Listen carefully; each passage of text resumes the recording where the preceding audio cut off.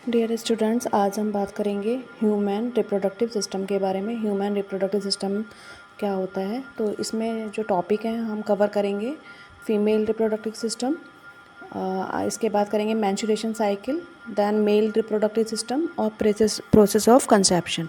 ये टॉपिक हम इसमें जो है वो क्लियर करेंगे विद नोट्स, थ्योरी, और आपका एएनएम के आईएनसी के सिलेबस के अकॉर्डिंग ये टॉपिक है, तो आपको शुरू से लास्ट तक पूरा देखना है। और अगर आपको अच्छा लगे तो सब्सक्राइब कर लीजिएगा और लाइक कर दीजिएगा, कमेंट भी कर दीजिएगा। अगर कहीं पे कोई गलती है तो आप कमेंट करके बता सकते हैं। और इसके अलावा आपको और कोई सजेशन चाहिए और ज़्यादा ब्रीफ में नोट्स चाहिए तो भी आप बता सकते हैं। ठीक है, चलिए शुरू करते हैं टॉपिक। सबसे पहले फीमेल रिप्रोडक्टिव सिस्टम। देखिए, फीमेल रिप्रोडक्टिव सिस्टम का ये आपका एक पिक्चर है। इसमें आप देख रहे हैं ये यूट्रस बना हुआ है पूरा का पूरा, और जो फीमेल रिप्रोडक्टिव सिस्टम होता है वो यूट्रस के ऊपर डिपेंडेड होता है। यूट्रस जो होगा, बीच वाला भाग जो होगा यूट्रस होगा, साइड में जो जो आपको वाइट कलर की दिख रही होंगी वो आपकी ओवरीज होती हैं, और जो आपको ये पंख जैसे जो दिखाई दे रहे हैं वो आपकी फैलोपियन ट्यूब होती हैं। नीचे आपकी वजाइना होती है, और जहाँ से बेबी आउट होता है या आपका जो मेंस्ट्रुएशन फ्लो है वो बाहर आता है, उसको हम सर्विक्स कहते हैं। ये पूरा यूट्रस है। यूट्रस में आपके टोटल इतने पार्ट्स होते हैं, आप इसको देख लीजिए अच्छे से। आपको ये डायग्राम भी आपके नोट्स में ऐड करना है। और ये टोटल जो है वो 5 पार्ट से बनकर बना होता है। Ovary, fallopian tube, uterus, vagina और सर्विक्स। बाकी इन सब के भी बहुत ब्रॉड पार्ट्स होते हैं, लेकिन हमारे एएनएम के लिए इतने ही पार्ट्स जो हैं हमारे सिलेबस के अकॉर्डिंग काफ़ी है। तो ये पिक्चर आपको बनाना है और इसी के बेसिस पे हम पूरा डिस्क्राइब करेंगे। ये सारे ही पार्ट्स बहुत ज़्यादा इम्पोर्टेंट हैं कंसीव करने के लिए और अदर एक्टिविटी करने के लिए, मेंस्ट्रुएशन फ्लो कराने के लिए, कंसेप्शन करने के लिए। ये सारे ही पार्ट्स की हमें ज़रूरत होती है। ये इसके अंदर जो रन करता है ज़्यादातर हार्मोनल सिस्टम की बेसिस पे ये चलता है। हॉर्मोन्स के सिक्रीशन से, हार्मोन के डिक्रीज़ होने से ये सिस्टम पूरा जो है हमारा रन करता है। चाहे वो कंसीव करना हो, चाहे वो मेंस्ट्रुएशन फ्लो हो, चाहे वो प्रेगनेंसी मेंटेन करना हो, ये सारा सिस्टम हमारा हार्मोन्स के बेसिस पे चलता है। चलते हैं थ्योरी की तरफ।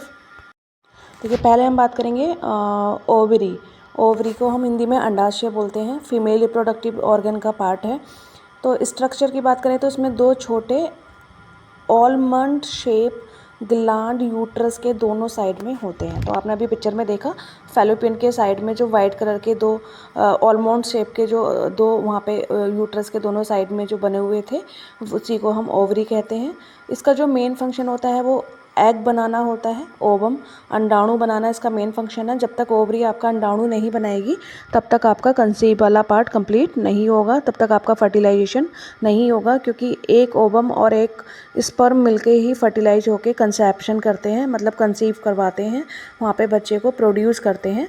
तो ये पार्ट बहुत ज़्यादा इम्पोर्टेंट है। अगर आप बेबी प्लान कर रहे हैं या आप कंसीव करने का ट्राई कर रहे हैं तो उसके लिए एग का बनना और ओवरी का सही तरीके से काम करना बहुत ज़्यादा ज़रूरी है। इसके बाद फीमेल हार्मोन्स एस्ट्रोजन और प्रोजेस्टेरोन सिक्रीट करती है। ये इसके मेन 2 फंक्शन होते हैं। पहला तो एग को प्रोड्यूस करना, एग को बनाना, और दूसरा जो ह्यूमन में एस्ट्रोजन और प्रोजेस्टेरोन हार्मोन बनता है उसको सिक्रीट करना। क्योंकि एस्ट्रोजन और प्रोजेस्टेरोन हार्मोन जब तक हाई नहीं होगा कंसीव आपका नहीं होगा, कंसीव मेंटेन वहाँ पे नहीं रहेगा। इसी की हेल्प से जब ये बहुत ज़्यादा मात्रा में रिलीज होता है तो आपका ओवरी जो है वो एग का निर्माण करती है और एग को रिलीज़ करती है। ठीक है, तो ओवरी जो होती है वो ऑलमंड शेप के 2 होते हैं, आपके यूट्रस के दोनों साइड में फैलोपियन ट्यूब के नीचे पाए जाते हैं। और इसका जो मेन फंक्शन होता है वो एग को बनाना, ओवम को बनाना और फीमेल हार्मोन को सिक्रीट करना, जिसमें कि आपके मेन जो हार्मोन्स रहेंगे वो एस्ट्रोजन और प्रोजेस्टेरोन रहेंगे।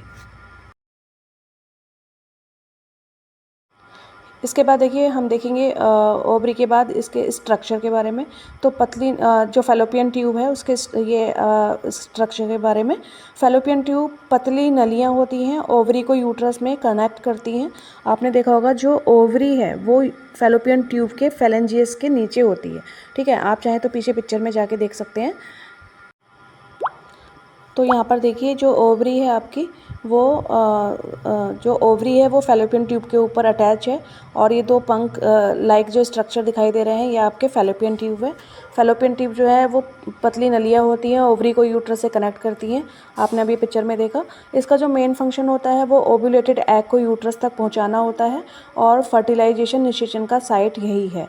मतलब जो पहला फर्टिलाइजेशन होगा, जब पहला बच्चा बनना स्टार्ट होगा, जब बच्चा का जन्म होना स्टार्ट होगा, तो वो फैलोपियन ट्यूब में होगा, और 1 से 2 हफ्ते में वो नीचे आके यूट्रस में फिक्स हो जाएगा। 2 से 4 दिन बाद यूट्रस में आके फिक्स हो जाता है, लेकिन 2 से 4 दिन तक वो फैलोपियन ट्यूब में ही रहता है। और इसका जो स्ट्रक्चर ऑलरेडी आपने पिक्चर में भी देख लिया किस तरीके से होता है।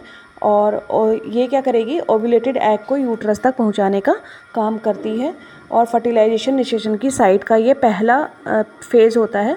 सबसे पहले जो फर्टिलाइजेशन होता है वो आपके फैलोपियन ट्यूब के अंदर ही होता है। ये देखिए यूट्रस आपका, हम यूट्रस के बारे में बात करेंगे तो इसका जो स्ट्रक्चर होता है वो पीयर शेप मस्क्यूलन ऑर्गन 3 पार्ट में फंडस, बॉडी और सर्विक्स के रूप में होता है। ठीक है, जो आपका यूट्रस होता है उसके टोटल 3 पार्ट होते हैं, फंडस, सर्विक्स और आपका बॉडी। ठीक है, जो आपका वो सबसे टॉप वाला पार्ट होता है, जो सबसे ऊपर वाला पार्ट होता है जिसमें कर्व होता है, वो आपका फंडस होता है, और नीचे जो सर्विक्स के आसपास वाला जो पार्ट होता है वो आपका सर्विक्स होता है, और जो बीच वाला पार्ट होता है जहाँ से फैलोपियन ट्यूब होना अटैच होती हैं और सर्विक्स ख़त्म होती है, वो वाला पार्ट आपका बॉडी कहलाता है। ठीक है, इसके फंक्शन के बारे में बात करें तो फर्टिलाइज एग यहाँ इम्प्लांट होता है। ठीक है, जो फर्टिलाइज एग होता है, जो हमारा फैलोपियन ट्यूब में एग फर्टिलाइज हो रहा था, वहाँ पे जो बन रहा था 2 से 4 दिन के बाद, 1 हफ्ते के अंदर वो नीचे आता है और यूट्रस के वॉल पे अटैच होता है, मतलब इम्प्लांट होता है। इम्प्लांट मतलब वहाँ पे जैसे हम किसी कहीं पे कोई पौधा लगाते हैं और एक जगह पे हम उसको बनाते हैं और उसके बाद वहाँ से निकाल के हम किसी दूसरी जगह पे जाके लगा देते हैं। इसी तरीके से हमारा जो बच्चा बनता है वो फैलोपियन ट्यूब में बनना स्टार्ट होता है, फिर हम फैलोपियन ट्यूब से उसे निकाल के और यूट्रस की वॉल पे अटैच कर देते हैं। इसी तरीके से यूट्रस का काम भी फैलोपियन ट्यूब के बाद में स्टार्ट होता है। इसका नेक्स्ट जो फंक्शन रहेगा वो बॉडी डेवलपमेंट। ठीक है, प्रेगनेंसी के स्थान पर। अब देखिए फैलोपियन ट्यूब तो बहुत छोटी होती है, डेवलप नहीं हो सकती है। अगर फैलोपियन ट्यूब डेवलप होने लगी तो रप्चर हो जाएगा फैलोपियन ट्यूब का। तो दूसरा जो इसका फंक्शन होता है मेन, जो आपका प्रेगनेंसी होती है, जब हम उसको इम्प्लांट करते हैं तो उसको इंक्रीज़ करने में हेल्प करता है, उसको बड़ा करने में हेल्प करता है, उसको एनलार्ज करने में हेल्प करता है। ये इसका दूसरा फंक्शन होता है। तीसरा जो फंक्शन होता है इसका, थर्ड जो इसका फंक्शन रहेगा वो डिलीवरी के समय कॉन्ट्रैक्शन में हेल्प करेगा। ठीक है भाई, यूट्रस क्या होगा, जब डिलीवरी का टाइम होता है, जब बेबी डिलीवर होने वाला होता है, तब वो कॉन्ट्रैक्शन होता है, उसमें दर्द आता है, और जो फंडस वाला पार्ट है यूट्रस का वो टाइट हो जाता है, और जो नीचे वाला पार्ट है, जो सर्विक्स एरिया वाला पार्ट है यूट्रस का, वो फ्लैबी और सॉफ्ट हो जाता है, और वहाँ की मसल्स लूज हो जाती हैं, जिससे कि डिलीवरी ऊपर से नीचे की तरफ रन कर जाए। तो इसके देखे जाए तो बेसिकली 3 मेन फंक्शन होते हैं। एक तो बेबी को इम्प्लांट करने का इसका मेन फंक्शन होता है, दूसरा जो होता है इसका बेबी को डेवलप करने के लिए, मतलब बड़ा करने के लिए यूज होता है, और थर्ड जो इसका होता है वो बेबी की डिलीवरी कराने में हेल्प करने के लिए यूज होता है। इसके साथ ही इसका एक और फंक्शन होता है जो कि मेंस्ट्रुएशन फ्लो कराने में और आपका ये मायोमेट्रियम लेयर को डेवलप करने में भी यूट्रस में ही ये सारी क्रिया भी आपके यूट्रस के अंदर ही होती है। इसके बाद देखिए हम बात करेंगे सर्विक्स की। सर्विक्स जो होता है वो यूट्रस का नैरो लोअर पार्ट होता है। ठीक है, सर्विक्स में क्या होता है, नैरो लोअर पार्ट होता है, सबसे छोटा पार्ट होता है, और ये डिलीवरी के टाइम पे डायलेट होकर बड़ा हो जाता है, इसको हम सर्विक्स कहते हैं। इसका जो मेन फंक्शन होता है वो यूट्रस और वेजाइना को जोड़ने का होता है। ठीक है, यूट्रस को और वेजाइना को अटैच करने का काम करती है सर्विक्स। इसके बाद नेक्स्ट फंक्शन जो होगा, मसल्स सिक्रीट करती, म्यूकस सिक्रीट करती है जो स्पर्म मूवमेंट में हेल्प करता है।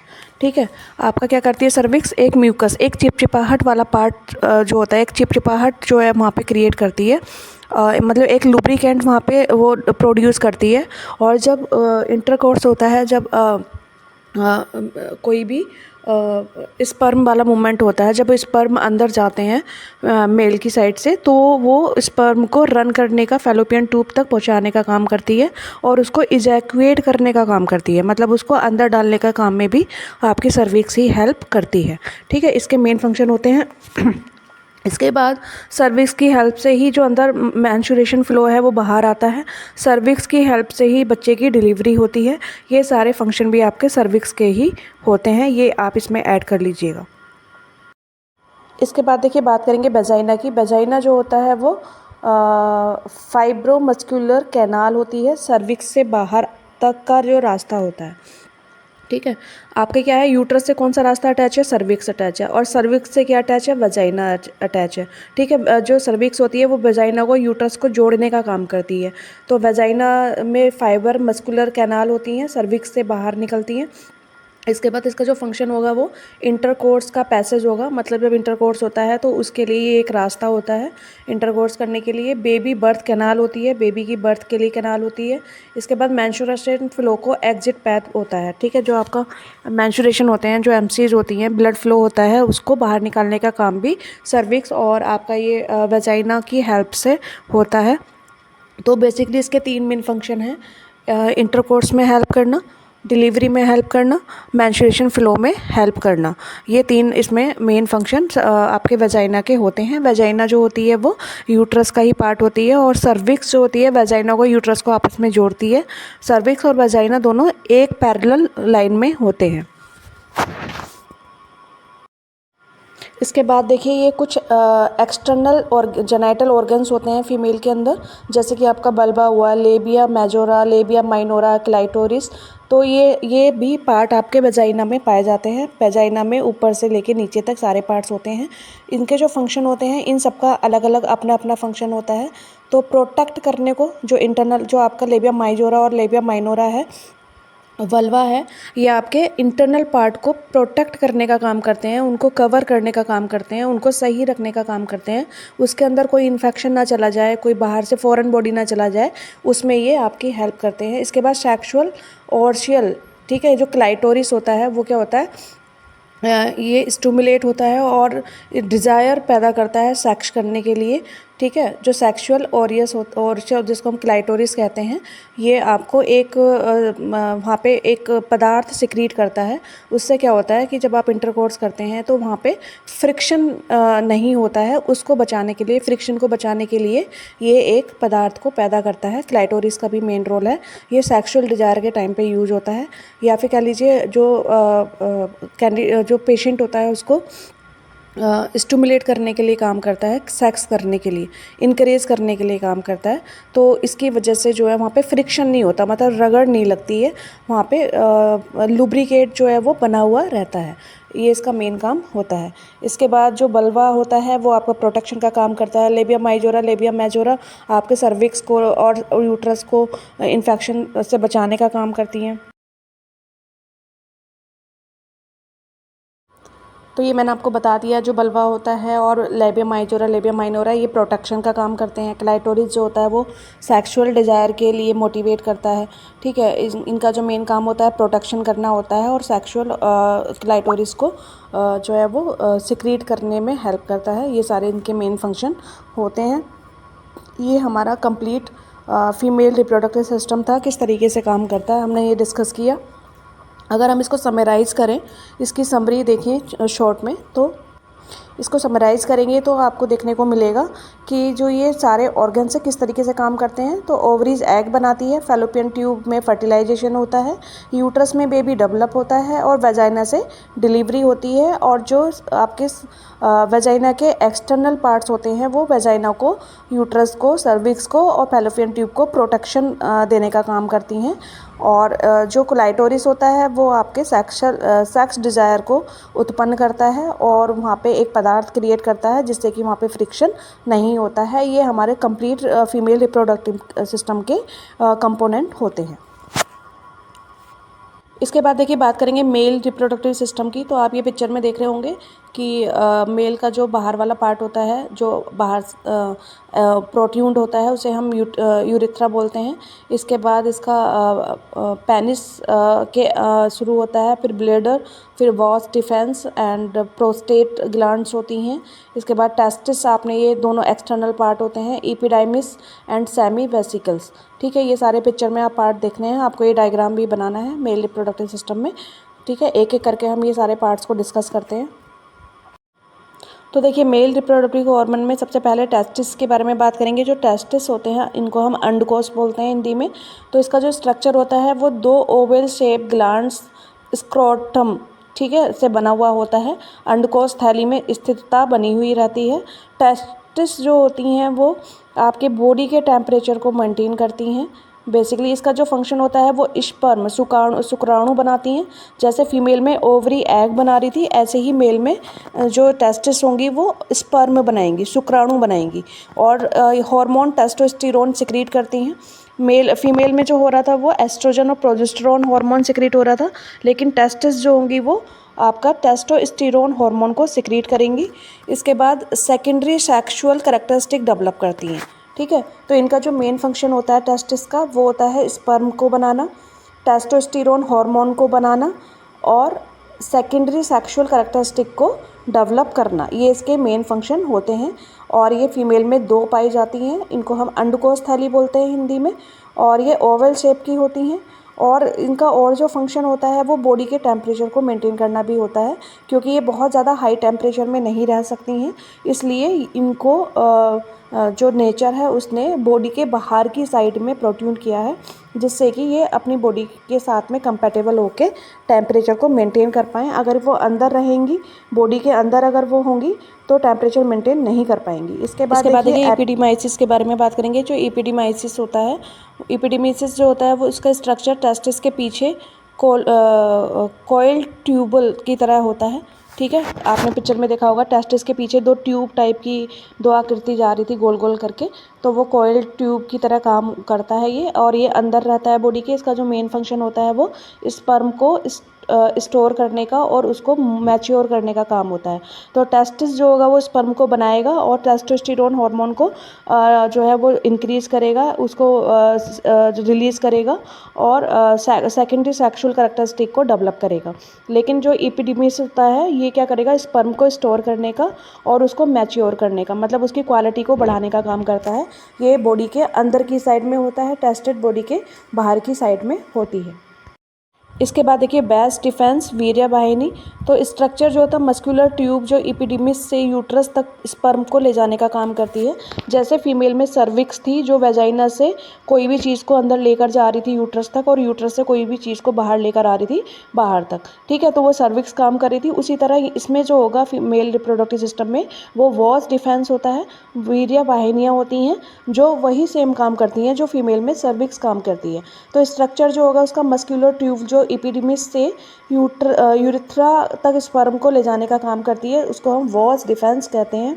इसका जो मेन फंक्शन होता है वो इजैकुलेट करने के समय पे स्पर्म ट्रांसपोर्ट करने का काम होता है। ठीक है, इसका मेन फंक्शन जो होगा वॉस डिफेंस का, वो जो आपके स्पर्म होंगे उनको इजैकुएट करने में हेल्प करने का काम होगा। मतलब ये जो आपका यूरिथ्रा होगा और उसके पास तक जो आपका पेनिस होगा, पेनिस के पास तक स्पर्म को लाने का काम करता है, और इसे हम वॉस डिफेंस कहते हैं। ये भी आप पिक्चर में देख सकते हैं ये कहाँ पे अवेलेबल होता है। इसके बाद देखिए हम बात करेंगे सेमिनल वेसिकल्स की, जो वीर्य पुटिकाएँ होती हैं। तो सेमिनल वेसिकल्स जो होता है वो पेयर्ड ग्लैंड ब्लैडर के पास होता है। ये पिक्चर में भी दिखाया गया है सेमिनल वेसिकल कहाँ पर है। तो ये पेयर्ड ग्लैंड ब्लैडर के पास होता है। इसका मेन जो फंक्शन होता है वो फ्रुक्टोज रिच फ्लूइड बनाती है, स्पर्म को एनर्जी देने का काम करता है। ठीक है, क्या बनाएगी ये पेयर्ड में ग्लैंड ब्लैडर के पास होता है और फ्रक्टोज रिच फ्लूइड बनाने का काम करता है। इसके बाद देखिए हम देखेंगे प्रोस्टेट ग्लैंड के बारे में। प्रोस्टेट ग्लैंड क्या होती है, तो इसका जो स्ट्रक्चर होता है वो यूरेथ्रा के चारों ओर एक सिंगल ग्लैंड बनाना होता है। जो आपका यूरेथ्रा होता है उसके चारों ओर जो पेनिस बना हुआ होता है, ये चारों ओर जो एक सिंगल ग्लैंड बनी होती है वो प्रोस्टेट ग्लैंड होती है।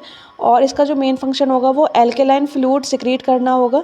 ये एल्केलाइन फ्लूइड को सिक्रीट करती है, स्पर्म को वेजाइना के एसिडिक इन्वायरमेंट से प्रोटेक्ट करता है। ठीक है, एल्कलाइन फ्लूइड जो होता है जिससे आपके स्पर्म को एनर्जी मिलती है, उसको प्रोटेक्ट करने का काम, उसको वेजाइना के एसिडिक इन्वायरमेंट से प्रोटेक्ट करने का काम ये जो है मेन करता है, क्योंकि वो बहुत ज़्यादा हाई टेम्परेचर का होता है। और अगर इसके साथ में वो क्या कहते हैं, अगर इसके साथ में वो क्रिया करेगा या इसके साथ में मिक्स होगा या इसके साथ में रिएक्शन वो कर देगा, तो जितने भी वहाँ पे हेल्दी स्पर्म है उनको वो किल कर सकता है, उनको चोट पहुँचा सकता है, उनको इंजर्ड कर सकता है।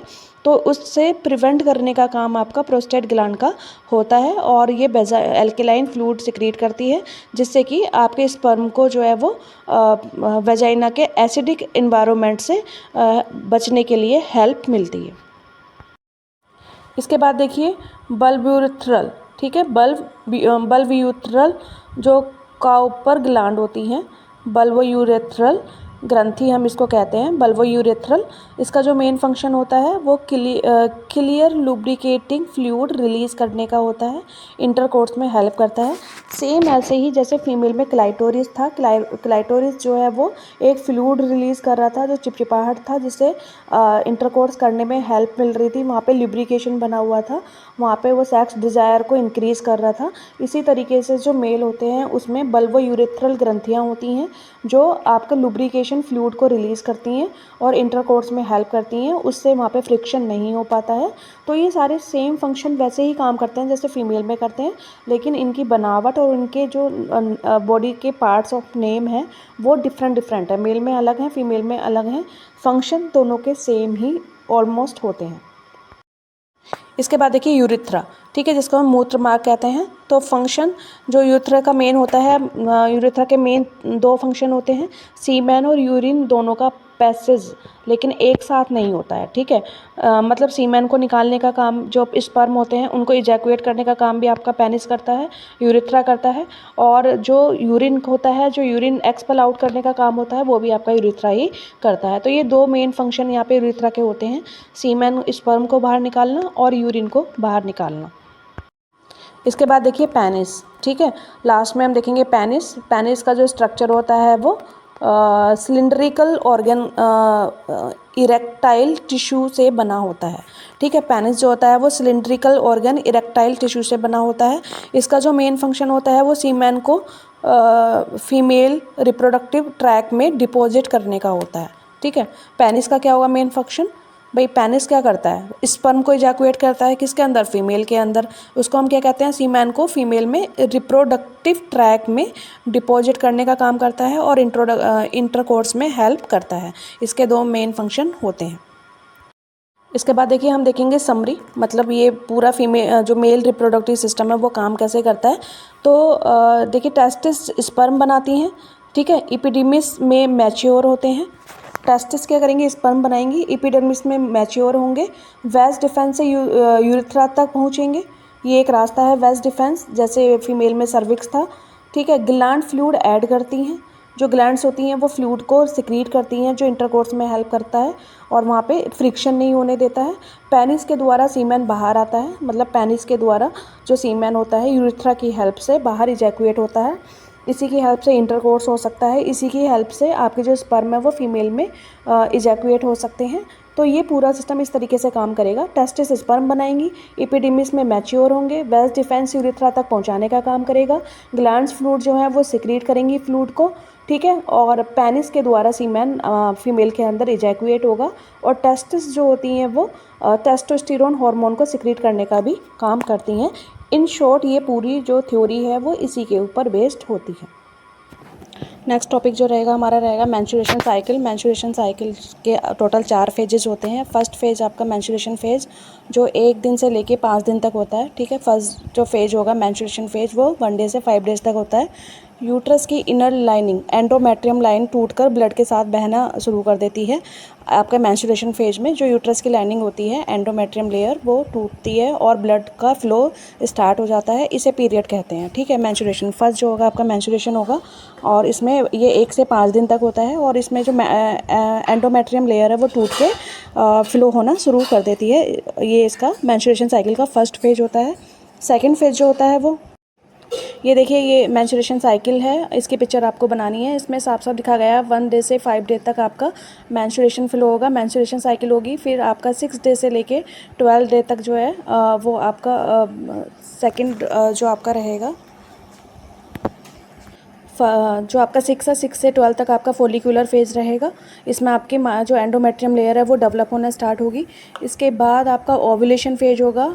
13 से लेके 15 डेज तक का आपका ओव्यूलेशन फेज चलेगा। उसमें ओवम रिलीज होगा। ये सबसे पीक पीरियड होता है जो है कंसीव होने के लिए। इसके बाद आपका शुरू होगा 16 से लेके और 22 तक जो शुरू होगा वो होगा ल्यूटियल फेज। ठीक है, इस तरीके से 4 फेज में आपकी कंप्लीट मेंस्ट्रुएशन साइकिल जो है वो फ्लो करती है। इसी तरीके से हम चलते हैं सेकेंड फेज की तरफ। देखिए, सेकंड जो फेज होगा वो फोलिकुलर या प्रोलिफेरेटिव फेज बोलते हैं इसको। इसके 2 नाम से ये आता है, फोलिकुलर फेज या प्रोलिफेरेटिव फेज। ये 6 डे से 13 डेज तक होता है। पिट्यूटरी ग्लैंड से FSH हार्मोन निकलती है।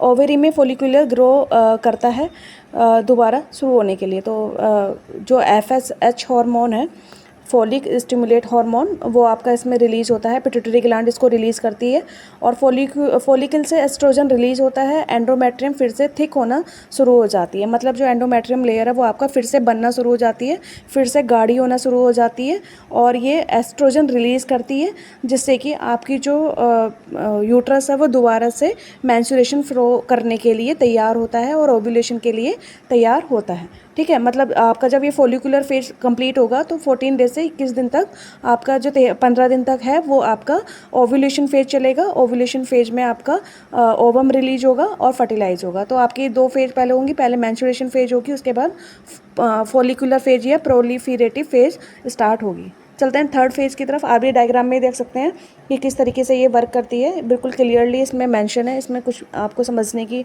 ज़रूरत नहीं है। बिल्कुल साफ साफ दिख रहा है कि आपकी फर्स्ट डे से 5th डे तक आपका मेंस्ट्रुएशन फेज होगा, फिर फोलिकुलर फेज होगा 6 से 13 तक, फिर 15 से 21 तक आपका ओव्यूलेशन फेज होगा। उसके बाद आपका प्रोलिफेरेटिव फेज होगा। इसके बाद देखिए थर्ड होगा ओव्यूलेशन फेज। ये 14 डेज से स्टार्ट होता है अप्रोक्स। LH हार्मोन शुगर होता है, मैच्योर होते हैं follicle eggs, LH hormone release होता है, ल्यूटेनाइज हार्मोन इसमें रिलीज होगा और जो आपके एग हैं, जो आपके एग हैं वो आपके इसमें क्या होंगे, रिलीज होना स्टार्ट होंगे और स्ट्रॉन्ग होना स्टार्ट होंगे।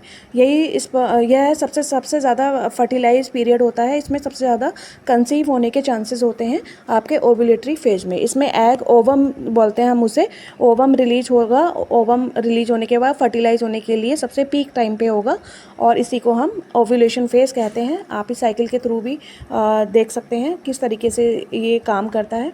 पिक्चर में भी क्लियर दिखाया गया है। देखिए ये सेकंड वाला पिक्चर देखिए आप, 1 से 13 डेज तक के लिए ओवम जो है आपका रिलीज हो रहा है और फैलोपियन ट्यूब उसको जो है वो साथ में ले रही है ओव्यूलेशन करने के लिए। ठीक, इसके बाद आपका शुरू होता है 4th फेज जो कि आपका है ल्यूटियल फेज। ठीक है, 4th फेज के बारे में जब हम बात, तो देखिए 4th फेज को हम ल्यूटियल फेज या सिक्रीटरी फेज बोलते हैं। ये 15 से 20 डेज तक होता है। इसमें ओव्यूलेटल फॉलिकल जो होता है कॉर्पस ल्यूटियम से बनते हैं। Corpus luteum progesterone hormone release करती है। एंड्रोमेट्रियम और थिक हो जाता है ताकि इम्प्लांटेशन हो सके। ठीक है, थिक मतलब वो गाढ़ा हो जाता है ताकि उसमें जो फीटस है वो जाके कहीं ना कहीं अटैच हो जाए, कहीं ना कहीं चिपक जाए और वहाँ पे फीटस डेवलपमेंट स्टार्ट हो जाए। ये ल्यूटियल फेज या सिक्रेटरी फेज कहलाती है। अगर फर्टिलाइजेशन नहीं होता है, अगर फर्टिलाइजेशन हो गया तो ल्यूटियल फेज में जो एम्ब्रायो होगा वो जाके अटैच हो जाएगा। लेकिन अगर फर्टिलाइजेशन नहीं हुआ, अगर वहाँ पे कंसीव नहीं हुआ, जो ओवम है उसको स्पर्म नहीं मिल पाया, तो फर्टिलाइज नहीं होता है, तो कॉर्पस ल्यूटियम डिजनरेट हो जाती है। कॉर्पस लूटियम जो लेयर होती है वो आपके मेंस्ट्रुएशन फ्लो को कराने में हेल्प करती है। तो यहाँ पे क्या होगा कि आपकी जो कॉर्पस लूटियम है वो डीजनरेट हो जाएगी, दोबारा से बनना स्टार्ट हो जाएगी और एंडोमेट्रियम फिर से जो है डेवलप होके मेंस्ट्रुएशन फेज के लिए स्टार्ट हो जाएगी या कंप्लीट हो जाएगी। इस तरीके से आपकी ल्यूटियल फेज और सिक्रेटरी फेज जो है वो काम करती है। इसके बाद देखिए इसके जो की पॉइंट्स होंगे, तो जो साइकिल है लगभग 20 डेज की होती है, ठीक है। जो नॉर्मल साइकिल है, जो नॉर्मल फिनोमिना होता है वो 20 डेज का होता है, 28 दिन का होता है, 28 दिन का होता है। 21 से 35 दिन रेंज नॉर्मल मानी जाती है। अगर किसी को 21 दिन हो रहा है तो वो भी नॉर्मल है, किसी को 35वें दिन हो रहा है तो वो भी नॉर्मल ही माना जाता है। लेकिन इसके नाम अलग अलग होते हैं। कंट्रोल्ड बाय हार्मोन्स, ये जो कंट्रोल होती है ये 4 हार्मोन से कंट्रोल होती है। पहला आपका है FHS, ठीक है, फोलिक स्टिमुलेटेड हार्मोन, और दूसरा है LH ल्यूटिलाइज हार्मोन, थर्ड है आपका एस्ट्रोजन और फोर्थ है आपका प्रोजेस्टेरोन। तो ये 4 हार्मोन से कंट्रोल होती है जो आपकी मेंस्ट्रुएशन फेज होती है। इसका जो पर्पज होता है वो प्रेगनेंसी की प्रिपरेशन करना होता है और बॉडी की क्लीन करना होता है, ठीक है, यूट्रस को क्लीन करना और प्रेगनेंसी को कंसीव करने के लिए यूज होती है। इसके बाद देखिए लेंथ ऑफ साइकिल की बात करेंगे तो आपकी जो मैंने अभी बताया जो मेंस्ट्रुएशन होते हैं वो उसके 3 साइकिल मोस्टली नॉर्मल मानी जाती है। तो जो नॉर्मल साइकिल है वो आपकी होती है 28 दिन में। ओव्यूलेशन लगभग मिड साइकिल, मतलब ओव्यूलेशन जो होता है वो आपकी कंप्लीट साइकिल के मिड में होता है, 14वें दिन होता है। अगर आपके 35 दिन की साइकिल है तो आप उसको 14 से माइनस कर लीजिए, वो डे आपका ओव्यूलेशन डे होगा। अगर आपकी 21 दिन की साइकिल है तो आप 14 माइनस कर दीजिए, वो आपका ओव्यूलेशन पीरियड होगा। इसी तरीके से अगर 28 दिन की साइकिल है तो 14 दिन माइनस करने के बाद 14 बचते हैं और वो आपका ओव्यूलेशन पीरियड होता है। पीरियड हर महीने लगभग रेगुलर आता है। जिसको 21 दिन का आता है उसको हर महीने 21 दिन पे आएगा, जिसको 35 दिन का आता है उसको हर महीने 35 दिन का आएगा। और जो नॉर्मल फिनोमिना है most of the women 80% women को जो फिनोमिना है वो 28 डेज़ का होता है। तो 28 डेज़ जो इसका नॉर्मल फिनोमिना होता है। इसके बाद देखिए बात करेंगे शॉर्ट साइकिल की। तो शॉर्ट साइकिल जो होती है वो आपकी 21 दिन से कम, अगर 21 दिन से कम में आपको मेंस्ट्रुएशन दोबारा से आ रहे हैं तो उसको हम शॉर्ट साइकिल कहते हैं। पीरियड जल्दी जल्दी आ जाते हैं, इसमें फ्रीक्वेंटली पीरियड होते हैं, मतलब जल्दी जल्दी आ जाते हैं, कई बार 21 दिन से पहले भी आ जाते हैं, उसको हम शॉर्ट साइकिल कहते हैं। ओव्यूलेशन भी जल्दी होगा, पीरियड जल्दी जल्दी आएंगे तो ओवम जल्दी बनेगा, ओवम जल्दी बनेगा तो रिलीज भी जल्दी होगा, और ओवम जब जल्दी रिलीज होगा तो प्रेगनेंसी भी जल्दी कंसीव होगी, जल्दी जल्दी कंसीव होने के चांसेस होंगे। इसका जो कारण होता है वो हार्मोन का इम्बैलेंस होता है। हार्मोन गड़बड़ हो जाते हैं, कोई हार्मोन ज़्यादा रिलीज हो जाता है, कोई हार्मोन कम रिलीज हो जाता है, ये इसका मेन कारण होता है। थायराइड प्रॉब्लम भी इससे होती है। अगर आपका हार्मोनल सिस्टम सही नहीं है, गलत है, और ये आपकी साइकिल जो है बार बार अपना टाइम चेंज कर रही है तो इससे आपको थायराइड होने की भी प्रॉब्लम रहती है। स्ट्रेस की वजह से भी कई बार होता है, आप बहुत ज़्यादा टेंशन में हैं, बहुत डिप्रेशन में है, कोई चीज़ आपको परेशान कर रही है, आप अगर परेशानी में हैं तभी भी आपकी साइकिल जो है हार्मोन रिलीज़ करती है और आपके मेंस्ट्रुएशन फ्लो जो है वो गड़बड़ हो जाता है। तो ये शॉर्ट साइकिल में होता है। इसके बाद देखिए लॉन्ग साइकिल, जो लंबा चक्र होता है, ड्यूरेशन इसमें 35 दिन से होता है या इससे ज़्यादा हो सकता है। अगर आपका 35वें दिन मेंस्ट्रुएशन आ रहा है या इससे आगे आ रहा है तो वो लॉन्ग साइकिल में आएगा। ओव्यूलेशन डिले या कभी कभी एब्सेंट भी हो सकता है। इसमें क्या होता है कई बार 3-3 4-4 महीने तक फीमेल को ओव्यूलेशन मतलब मेंस्ट्रुएशन होता ही नहीं है, तो वो भी आपके लॉन्ग साइकिल में ही आएगा। कॉमन कॉजेज जो होते हैं PCOD, hormonal imbalance, extreme wait changes, ये इसके कॉमन कॉज होते हैं। अगर बहुत ज़्यादा जल्दी वज़न कम हो रहा है, बहुत जल्दी जल्दी बढ़ रहा है, या आपके हार्मोन चेंज हो रहे हैं, या फिर आपका हार्मोन इम्बैलेंस हो रहे हैं, या PCOD आपको है, तो ये इसके मेन कारण होते हैं। इनकी वजह से आपकी साइकिल लॉन्ग या शॉर्ट हो सकती है, और जो नॉर्मल फिनोमिना है वो 28 दिन का ही होता है। देखिए इसके की डिफरेंस टेबल की बात करें तो देखिए साइकिल टाइप क्या होता है, ड्यूरेशन क्या होती है, पीरियड क्या होते हैं।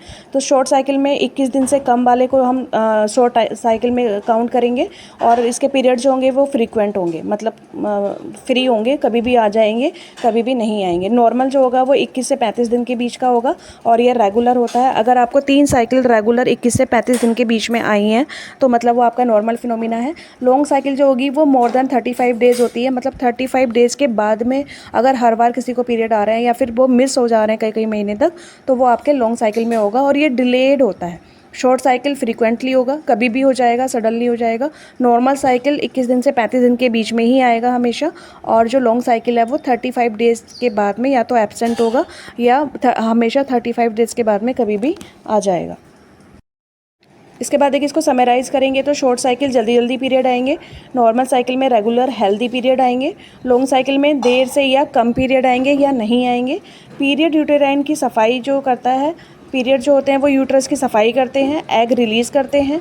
प्रेगनेंसी का चांस होता है पीरियड एग रिलीज़ करने के बाद। अगर प्रेगनेंसी नहीं हुई तो फिर से ब्लीडिंग के लिए, पीरियड्स के लिए आपकी जो यूट्रस है वो एंडोमेट्रियम लेयर को थिक करके बनाना स्टार्ट कर देती है। ये इसकी समरी है, आप इससे शॉर्ट में इस ट्रिक से आप इसको याद कर सकते हैं। अब बात करते हैं देखिए कंसेप्शन की। कंसीव करना क्या होता है, प्रोसेस ऑफ कंसेप्शन क्या होता है, कंसीव कैसे होता है, उसका प्रोसेस क्या है, उसका तरीका क्या है कंसीव करने का। तो देखिए सबसे पहले ओव्यूलेशन, ठीक है, ओवरी से मैच्योर एग जो है रिलीज होता है फैलोपियन ट्यूब में, और ये एग फैलोपियन ट्यूब में पहुंचता है। आप देखिए ये पिक्चर के थ्रू देखिए आप, ओवरी जो है एग रिलीज़ कर रही है और फैलोपियन ट्यूब में जा रहा है। इसके बाद फैलोपियन ट्यूब में वो मैच्योर हो रहा है, ठीक है, एम्ब्रायो बन रहा है। इसके बाद कॉर्पस लूटियम लेयर जो है वो 1 डे पे, 4 डे पे और 9 डे पे जो है वो ब्रेक हो रही है, ये मैच्योर हो रहा है। मैच्योर होने के बाद में इसके बाद देखिए जो मैरुला है वो ब्लास्टोसिस्ट में चेंज हो रहा है, ब्लास्टोसिस्ट जो है वो मैच्योर ब्लास्टोसिस्ट में चेंज हो रहा है और वहाँ पे फर्टिलाइज होकर एम्ब्रायो डेवलप हो रहा है। इस तरीके से ओव्यूलेशन जो है वहाँ पे रिलीज होता है और वर्क करता है। ये पिक्चर भी आपको ड्रॉ करनी है अपने नोट्स में। इसके बाद देखिए सेकंड जो स्टेप होता है आपका फर्टिलाइजेशन, जिसमें मेल स्पर्म इंटरकोर्स के बाद में फीमेल रिप्रोडक्टिव ट्रैक में जाता है और वहाँ पे ओवम के साथ में मिलता है और यह स्पर्म एग से मिलकर जाइगोट निषेचित अंडाणु बनाता है। यह प्रक्रिया फैलोपियन ट्यूब में एम्पुला रीजन में होती है, ठीक है। फैलोपियन ट्यूब का जो आगे वाला भाग होता है उसको एम्पुला कहते हैं और जो फर्टिलाइजेशन होता है जहाँ पे एग स्पर्म के साथ में फर्टिलाइज होकर एम्ब्रायो का निर्माण करता है वो एम्पुला साइट पे करता है। आपकी जो फैलोपियन ट्यूब होती है उसकी भी बहुत ज़्यादा साइट्स होती हैं एम्पुला, मैं आपको दिखा देती हूँ। ये देखिए आपको पिक्चर में दिखाई दे रहा होगा, एम्पुला पार्ट जो है फैलोपियन ट्यूब के स्टार्टिंग वाला भाग होता है एम्पुला। यहाँ पे जाके आपका ओवम और स्पर्म मिलते हैं, फर्टिलाइज होते हैं, एम्ब्रायो का निर्माण करते हैं और उसके बाद ये धीरे धीरे करके मोरूला में चेंज होता है, ब्लास्टोसाइट में, मैच्योर ब्लास्टोसाइट में चेंज होता है और यूट्रस में जाके गिरता है। सेकेंड फेज जो होता है फर्टिलाइजेशन आपका, इसमें आपका फैलोपियन ट्यूब एम्पुला रीजन में होता है। ये मैंने आपको क्लियर कर दिया। इसमें जाइगोट और स्पर्म मिलके स्पर्म और ओवम मिलके जो जाइगोट का निर्माण करते हैं और मेल स्पर्म इंटरकोर्स के बाद में यहाँ पर ही फीमेल के रिप्रोडक्टिव ट्रैक में जाता है और रिप्रोडक्टिव ट्रैक में से वो एम्पुला साइट पे जाके ओवम के साथ में फर्टिलाइज होता है। इसके बाद देखिए बात करेंगे जाइगोट डेवलपमेंट की। भ्रूण का आरंभिक विकास, जाइगोट कई बार डिवाइड होकर मोरूला और ब्लास्टोसिस्ट्स बनाते हैं।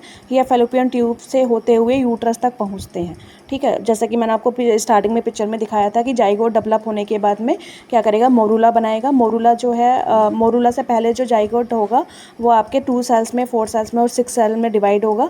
उसके बाद ये मोरूला बनाएगा, फिर ब्लास्टोसिस्ट बनाएगा, फिर मैच्योर ब्लास्टोसिस्ट बनाएगा और उसके बाद वो फैलोपियन ट्यूब से होते हुए यूट्रस तक पहुंच जाता है। इसको हम जाइगोट डेवलपमेंट का स्टेज कहते हैं, ठीक है। ये क्या है, जब एक भ्रूण डेवलप होता है, इंक्रीज होता है, अपना प्रॉपर शेप में आता है तो उसमें ये हेल्प करता है और बच्चे में धड़कन डालने के, बच्चे का हार्ट को बनाने के लिए, बच्चे में इम्प्लांट करने के लिए हर चीज़ में ये हेल्पफुल होता है, जिसको हम जाइगोट डेवलपमेंट स्टेज कहते हैं और ये आपके कंसेप्शन का 3rd स्टेज होता है।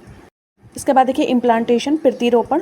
तो इम्प्लांटेशन में ब्लास्टोसिस्ट यूट्रस की लीनिंग एंड्रोमेट्रियम में चिपक जाता है, यहीं से प्रेगनेंसी की शुरुआत होती है, ठीक है भाई। ब्लास्टोसिस्ट क्या होगा, यूट्रस में जाएगा, यूट्रस में जाके यूट्रस की जो लाइनिंग होगी, उसकी जो दीवार होगी, उसमें जो एंड्रोमेट्रियम लेयर होगी वो थिक हो जाएगी, मतलब गाढ़ी हो जाएगी और जो इम्प्लांट होना स्टार्ट होगा, आपका बेबी जो नीचे जाएगा यूट्रस में फैलोपियन ट्यूब के बाद, और ये ब्लास्टोसिस्ट यूट्रस की लाइनिंग पे जाके चिपक जाएगा और वहीं पर डेवलप होना स्टार्ट हो जाएगा। यहीं से आपकी प्रेगनेंसी स्टार्ट हो जाती है और वो डेवलप होना स्टार्ट हो जाती है, आपके यूट्रस इंक्रीज होना स्टार्ट हो जाता है, बड़ा होना स्टार्ट हो जाता है और ये जो फेज होती है उसे हम 4th फेज कहते हैं और इम्प्लांटेशन फेज कहते हैं। ये कंसेप्शन का मेन फेज स्टार्टिंग माना जाता है। देखिए अगर हम इसको समराइज़ करें, इसकी समरी की बात करें तो स्पर्म प्लस एग मिलके जाइगोट बनाएंगे।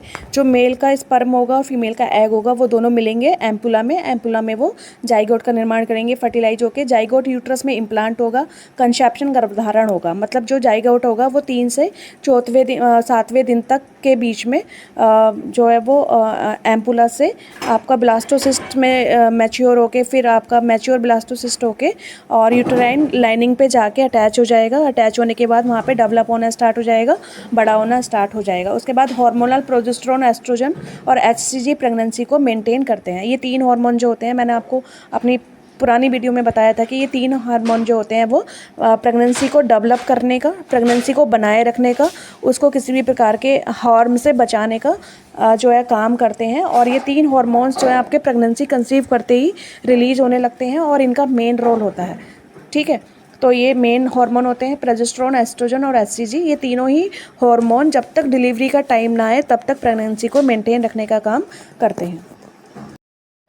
इन शॉर्ट में आप इस ट्रिक के द्वारा इसको याद कर सकते हैं कि जो ओवरी से एग निकलता है वो स्पर्म से मिलता है, स्पर्म से मिलके वो जाइगोट बनाता है, जाइगोट के बाद यूट्रस में इम्प्लांट होता है और प्रेगनेंसी स्टार्ट होती है।